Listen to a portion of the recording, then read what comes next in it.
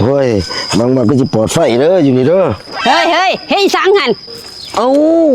ยังมีคนอยู่บ่นี่ซะนะสิมาเยี่ยวยังอยู่นี่ไปเยี่ยวมันไม่พุ่นโอ้ยบางว่าสิได้เยี่ยวเด้อบัดนี้เด้อ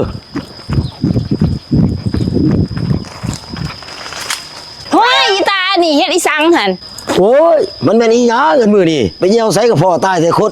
ของไปเยี่ยวบอลมันมีคนนี่ไปเยี่ยวบอลไม่พุ่นบ่มีคนตีแถวนี่สิเยี่ยวเด้อ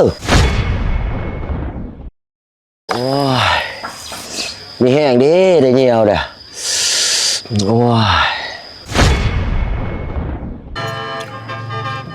ยกินเชียว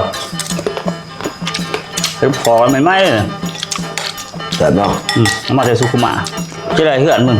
หอดใจละสิแล้วหรอบอกนั่งตะกี้ไปร้านเขาไฟเก่าที่เดียวนี่โอ้ได้สร้างหรอบอกเว้ยได้เลยดิได้ไฟฮะก็สร้างรอดนี่ดิสร้างที่ไปร้านเอาไฟฟ้าเขาเรือนนี่แหละได้สร้างรอดบุแมนเบาๆเลยสร้างรอดนี่สร้างเอาไฟฟ้าเขาเหือนสร้างตีเพดานเบอร์หนึ่งเลยแม่นแต่เพิ่นทำงานทั่วประเทศได้เพิ่นโอ้ดีแล้วบัดนี้นะตัวสีได้เหือนดีเหือนงามเพดานเหือนตัวสีงามได้บัดนี้แม่นบ่ต้องปวดเหนียวเว้ยห้องน้ำตัวอยู่ไสเด้ออันนี้ห้องน้ำเชียวยางไปซื้อนี่ก็เลี้ยวซ้ายเด้อ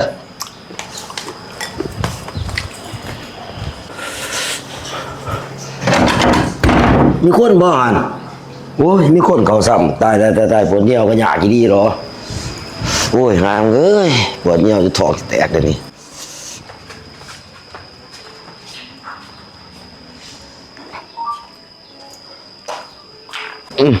เหนียวแมนอยู่นี่แหละ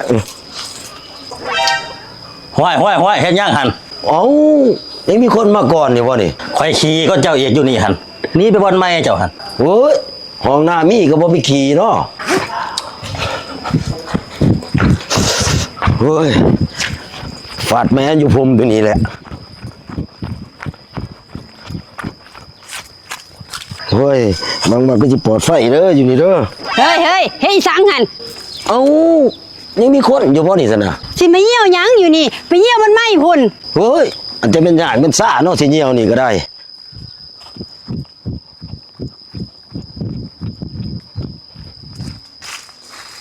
หามึงเอ้ยสิเยี่ยวใส่ก็มีแต่คนขาดขวาง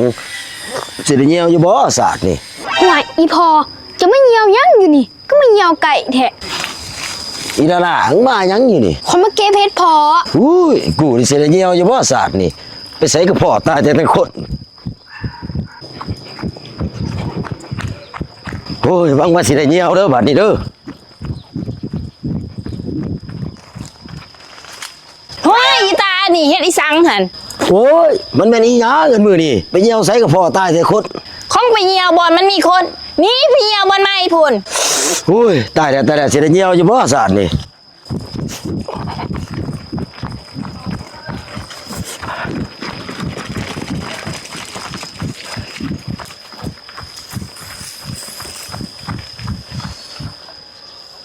บ่มีคนตีแถวนี่สิเหี่ยวเด้อ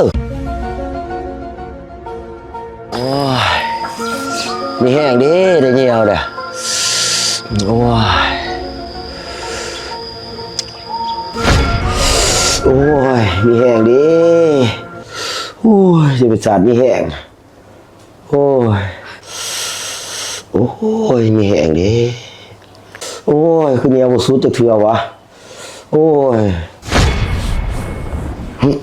หามเอ้ยอย่าใส่บอลเปียกบัดบาดนี่จะมาเป็นตาหายบาดนายเมืองนายดูนายเมียเทเดบาดนี่ใครแต่ว่าบ่มีใครเห็นคันดูเมียเห็นเนี่ยอุ้ยอายเขาจิบหายเลยไผว่าบ่มีไผเห็นหนูเห็นอยู่พอยาใส่บอลแม่นบ่เอ้าล่ะลูกอยู่ในรถน่ะบ่ก็โดนนั่นแหละแต่พอน่ะมื้อว่าก็เหี่ยวบ่ซื้อติ๊กเทื่อหามเอ้ยกูว่าเลยนะคือเหี่ยวบ่สู้จักเทื่อแต่แถมความฝัน